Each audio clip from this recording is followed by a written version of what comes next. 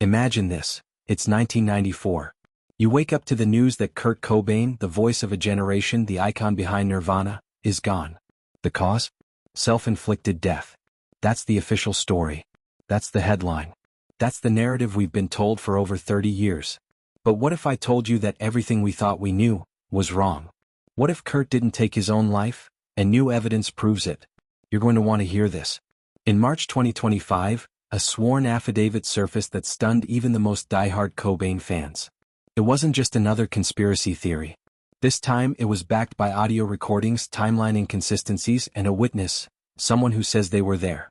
This statement reopened a case many believed was shut tight. But now, that silence is breaking, and the truth may finally be stepping into the light. Let's break it down. According to the affidavit, an anonymous in-house courier claims they were at Kurt Cobain's Seattle property on April 5, 1994, the day he was reported dead. They weren't led through the front door. Instead, they were directed to a side entrance by a tall man with long hair, someone who seemed familiar with the property. As they stood waiting near the greenhouse at the back of the estate, things took a chilling turn. The witness heard an argument. Heated. Intense. It lasted about 15 minutes. Then came silence, followed by a single, deafening gunshot. 3 minutes passed before the tall man emerged, calm, unhurried, and strangely composed. No blood. No panic. Just a bulging jacket and a quiet exit. The witness didn't see a man take his own life. They saw something else entirely. And they weren't the only ones. This testimony was paired with 2 audio tapes. One was a private recording found in a sealed envelope. Experts believe it was recorded the night before Kurt's death. It's raw. It's eerie. And it changes everything. The tape begins with a tired, subdued voice, recognizably Kurt Cobain's. It isn't the voice of a man spiraling out of control. It's deliberate. It's grounded. They want to end it before I do anything else, he says. They're making up a story. I'm tired. Those words hit differently when you hear the tone. There's no panic. No cries for help. Just resignation, as if Kurt knew something was coming. And the background audio? Checks out. Nighttime insects, distant traffic, faint echoes from greenhouse panels, all matching the environment behind Cobain's home. This wasn't faked. It wasn't staged. It was real. The tape had no splices, no edits. It was recorded on a basic 4-track machine, exactly the kind Kurt used at home. Analysts noted subtle sounds in the background. Wooden floor creaks.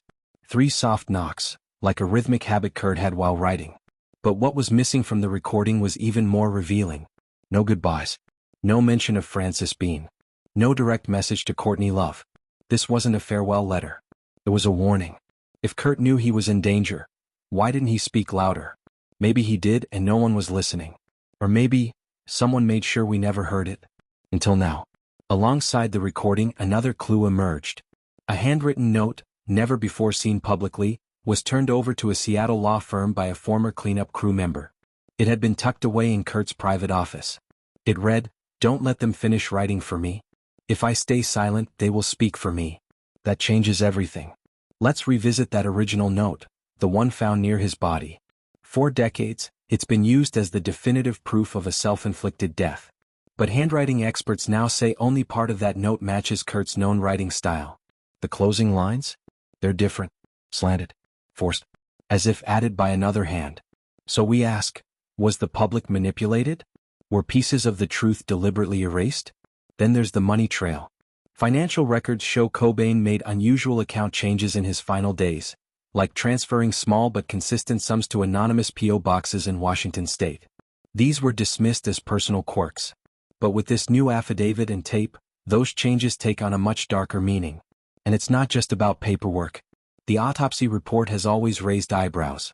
The level of heroin in Cobain's system was so high, many experts say he wouldn't have been physically able to operate a shotgun.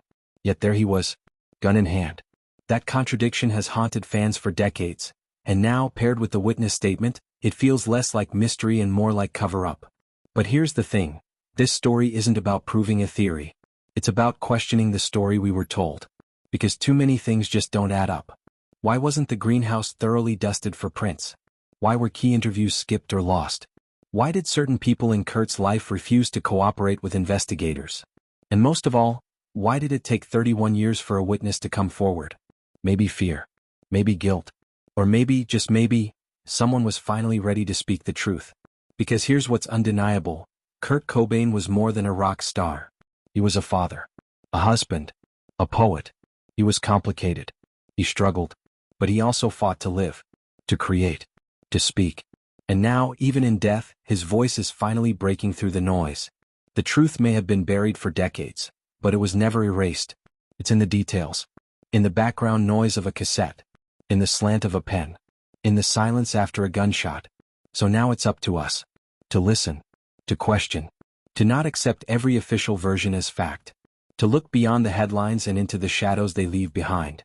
Because whether you believe Kurt was silenced, or believe he was simply overwhelmed, one thing is clear: the full story was never told. Until now. If this video gave you a new perspective, if you felt something shift, don't let that feeling fade. Hit that like button. Subscribe to this channel for more untold stories that matter.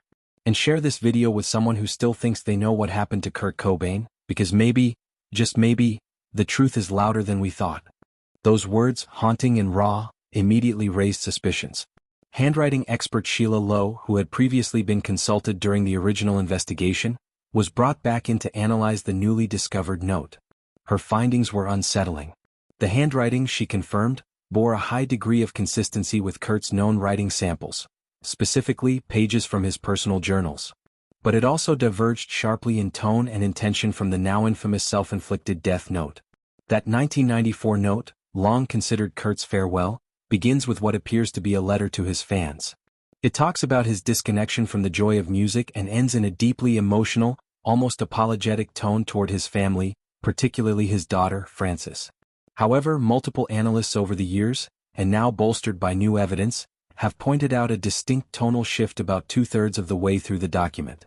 In a 2011 grammatical and linguistic study with the Northwest Institute of Forensic Linguistics, it was concluded that the syntax, vocabulary, and emotional language in the first two-thirds of the note matched entries from Cobain's known writings. However, the last part, which concerned his wife and daughter, was statistically inconsistent. The sentence structure shifted, the verb tenses changed, and the emotional rendering became more sentimental and dramatically focused. Now, forensic linguists have gone even further in 2025, using advanced linguistic software and an extended sample of Cobain's writing from unpublished journals to support their findings that the last few paragraphs differed in tone and in authorship markers. Sentence patterns, passive voice usage, and even the angle of the letters were inconsistent with his normal style, thus corroborating the theory that it's likely an alteration, and most likely an addition, was made by another person. Besides raising suspicion, the absence of usable fingerprints from the pen used to write the note was tested and confirmed in 2009. The same was true for the Remington shotgun and shell casing. The uncommon absence of prints amid three major and critical items raised eyebrows at the time, but the explanation given was environmental. It has now become a clear indicator of deliberate staging. What if the last line of the note was not written by Cobain, but for him after he had already gone? Just thinking about this possibility sends shock waves through the mind.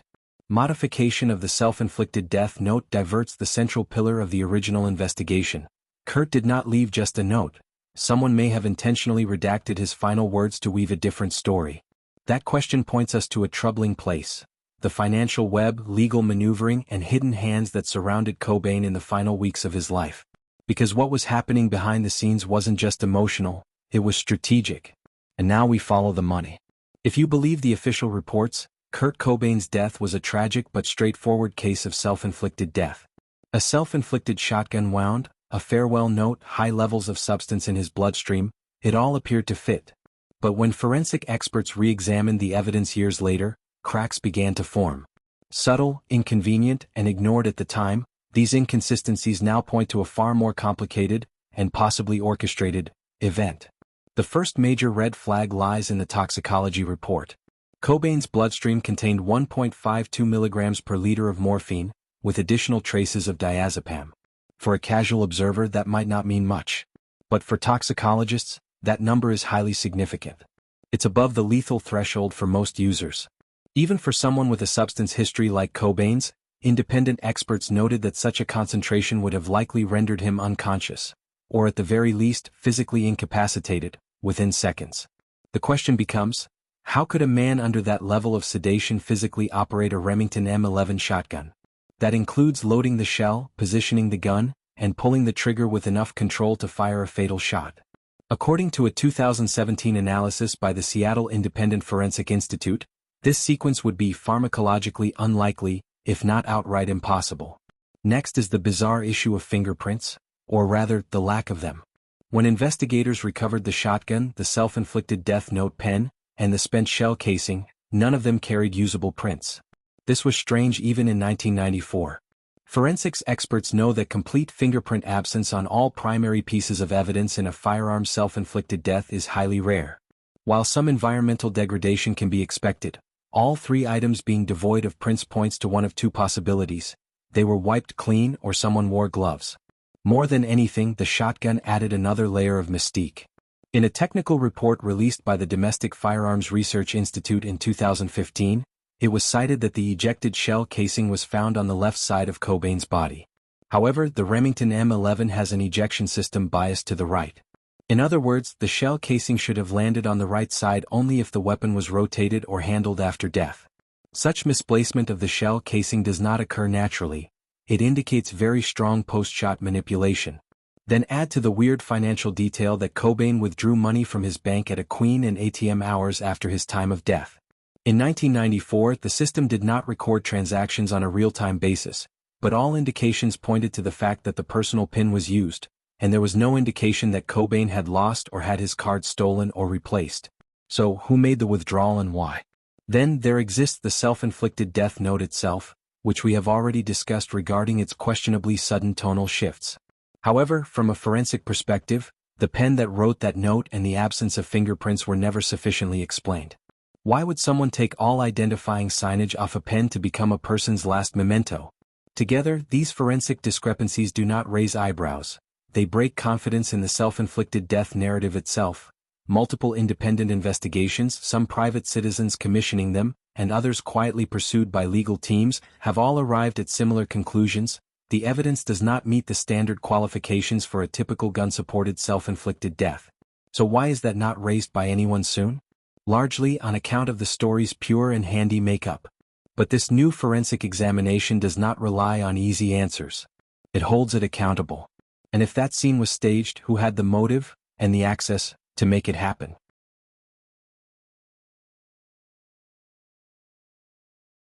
If the evidence at the scene cast doubt, the money trail left behind by Kurt Cobain before his death all but screamed for a second look. Beyond the forensic inconsistencies, a deeper dive into Cobain's final weeks reveals a troubling convergence of financial secrecy, legal maneuvering, and missing time, critical gaps in the timeline that still haven't been adequately explained. Let's begin with something most people missed back in 1994. Cobain was quietly restructuring his estate. According to court filings now made public through legal disclosures in 2025, Cobain had reached out to his attorney Rosemary Carroll to review the terms of his prenuptial agreement with Courtney Love just 2 weeks before his death. That request wasn't random. Audio recordings obtained by private investigator Tom Grant, and now verified as authentic, show Carroll confirming that Cobain was in the process of separating his income from Nirvana's earnings. The implications of that are enormous. If completed, such a separation could have drastically changed the financial future for Courtney Love and anyone else connected to Cobain's estate.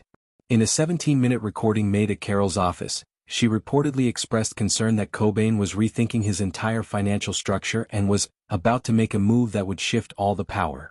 This wasn't just a legal update, it was the beginning of a financial severance from his marriage and management apparatus. Compounding the concern was a peculiar transaction. A withdrawal made from Cobain's personal bank account at a Queen and ATM just hours after his official time of death. The system logs from 1994 confirm something that no one was ready to process for years: a transaction made using Kurt Cobain's unique personal identification number. It wasn't a shared code, wasn't part of a joint account, and it had never been compromised. There was no report of a stolen or reissued bank card, no alert, no fraud notice. And more importantly, no public explanation for who accessed that account days after Cobain was said to have died. From a forensic financial perspective, that isn't just unusual. That's not just suspicious. It's an air raid siren in the middle of a quiet street. What serious strategic shifts were in play that might have motivated someone to cover up Kurt Cobain's next moves? Internal documentation from Cobain's management company, Gold Mountain Entertainment, hints at what was happening behind the curtains. Just weeks before his death, Cobain had skipped multiple strategic planning meetings, gatherings that typically centered around touring, marketing, and long-term revenue for Nirvana. He wasn't just absent. He was cold, distant, and increasingly resistant to the commercial machinery surrounding him. By mid-January 1994, during a key session at DGC Records, he officially filed a request for a full work hiatus, citing health reasons. He refused to participate in upcoming press engagements. But those close to him said it wasn't just about burnout. It was something deeper, something tied to money, to control, and perhaps to liberation. Cobain was preparing to extract himself, not from fame, but from a financial web he may have felt trapped in. And then the timeline gets dark. He checked out of Exodus Recovery in Los Angeles at 7:30 p.m. on April 1, 1994. After that, his trail goes quiet. His whereabouts between April 1st and the afternoon of April 5th, when a neighbor claimed to have heard a single loud sound later confirmed as a gunshot, remain mostly unknown. The only verifiable communication during that entire stretch was an 8-minute phone call to a musician friend in Athens, Georgia. No credit card usage. No phone records beyond that one call. No press sightings. No public witness statements. Nearly 4 full days of total radio silence. And it's not just the silence that's disturbing. It's the way those closest to him couldn't, or wouldn't, account for his time. Courtney Love initially told police that Kurt left Exodus on April 3rd. But the rehab center's official logs show April 1st. That's not a small oversight. That's 48 hours erased, misremembered, or perhaps deliberately manipulated.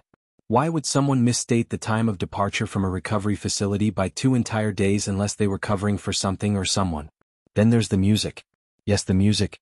Just 2 weeks after his death, Cobain had booked studio time in Atlanta. He wasn't done. He wasn't retreating from creativity, he was about to reinvent it. He had reached out to a producer in Georgia for a new project. One he said would be something that wasn't Nirvana. That wasn't a man surrendering. That was a man planning his next act. Which brings us back to someone who, for decades, has been at the heart of the speculation, Courtney Love. No version of this story can be told without her, not because of salacious gossip, but because the legal documents, the testimonies, and the inconsistencies all point in her direction. Love was Cobain's wife, the mother of his child. And yet, as his mental and physical health became increasingly fragile, she remained as both emotional partner and, more importantly, financial stakeholder. The newly unsealed 2025 affidavit doesn't name her as a suspect, but it paints a clear picture of a man stepping away, legally, financially, and emotionally, from the marriage. Multiple verified sources, including internal conversations captured on tape and emails between Cobain and their shared attorney Rosemary Carroll, reveal that he had initiated efforts to revise their prenuptial agreement. It wasn't divorce just yet, but it was the first concrete move toward separating their assets. Cobain's instructions were specific. He wanted to reassign ownership rights of his music to a new trust. He wanted to limit Love's access to future royalties. And perhaps most crucially, he wanted the financial control of his work placed into different, independent hands. That's not a man succumbing to inner demons. That's a man preparing for a second act, without the baggage of his past. There's more. Courtney was the one who filed the missing person report. But she gave the wrong date. She hired private investigator Tom Grant to help find Kurt but withheld certain names, locations, and tips that could have led him to Cobain faster. Grant has publicly stated he felt manipulated, used more as a prop than an actual agent for discovery. And then the darkest corner of this rabbit hole, the alleged hit offer. In a 1996 interview that flew under the radar, a controversial figure named Eldon Hoke, known by his stage name El Duce, claimed that he had been offered $5,000 to take care of Kurt Cobain. He refused to give a direct name but strongly implied the woman who approached him was a high-profile musician. He described her appearance in ways that pointed unmistakably toward Courtney Love. As wild as that sounds, Hoke agreed to a polygraph administered by American Polygraph Technologies. The results? A 95% confidence level that he was telling the truth about the offer. Just days after that interview, Hoke was dead, struck by a train under circumstances that authorities ruled accidental.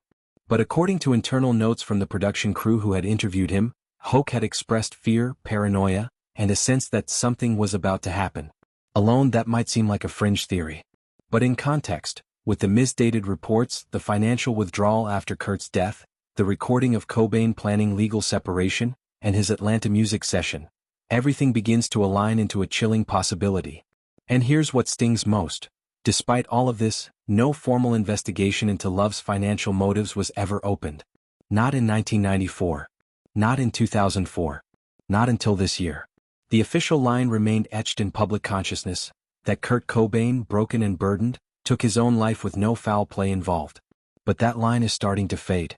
The release of the 2025 affidavit was a shift, a breach in the dam that held the official story in place. Cobain's own voice on tape, laying out plans to build something new, something separate, something without Courtney Love.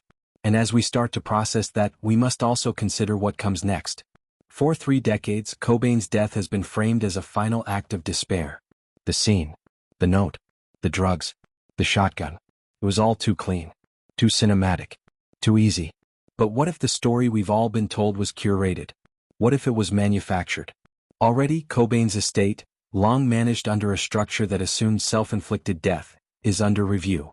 Legal experts now say that if evidence suggests otherwise, there could be grounds for a complete restructuring of ownership rights and control. Frances Bean Cobain, Kurt and Courtney's daughter, is at the epicenter of this storm. She has long remained silent, cautious, and respectful of her father's legacy. But if contracts begin to unravel or partners pull back on licensing deals due to reputational risks, she may be forced into decisions that shift the very core of Nirvana's cultural footprint. Reactions from the public have been mixed. Some continue to roll their eyes, citing conspiracy theories and 1990s media sensationalism. Others, particularly those who followed the paper trail and legal filings, believe it's time for a full inquest. Independent forensic boards in Seattle and beyond are reviewing the 1994 crime scene with new methods, and a few local lawmakers have begun drafting proposals for a formal investigation. And let's not forget the media. In 1994, outlets across the globe declared Cobain's story over. MTV ran memorial loops. Rolling Stone published heartfelt tributes. Talk shows dissected his lyrics like scripture. But they never questioned the contradictions, the financial irregularities, the gaping holes in the timeline. If today's evidence proves to be credible, the media will have to reckon with its role in shaping a narrative that may have covered up a crime. But this isn't just about Kurt Cobain the musician. This is about a cultural icon whose words gave voice to a generation that felt invisible, broken, ignored. Nirvana wasn't just a band. It was an anthem of anguish, of alienation, of refusing to play by the rules. To learn that his exit might have been staged, or worse, orchestrated, reframes not just how we remember the man, but how we understand the machine that consumed him. This was no suicide, then everything changes. Will the case be reopened? Will justice finally reach the truth? Or will we be told once again to move on, to let the past lie in silence? If this chapter shook what you thought you knew about Kurt Cobain, share this video. Subscribe to the channel for deeper analysis as we continue to uncover the missing pieces. Comment below with your thoughts, your theories, or your questions. Drop your thoughts in the comments. Was this a cover-up? A tragic end? Or something even more complex? Let's talk about it. Let's question what we've been told. Because the truth doesn't die. It waits.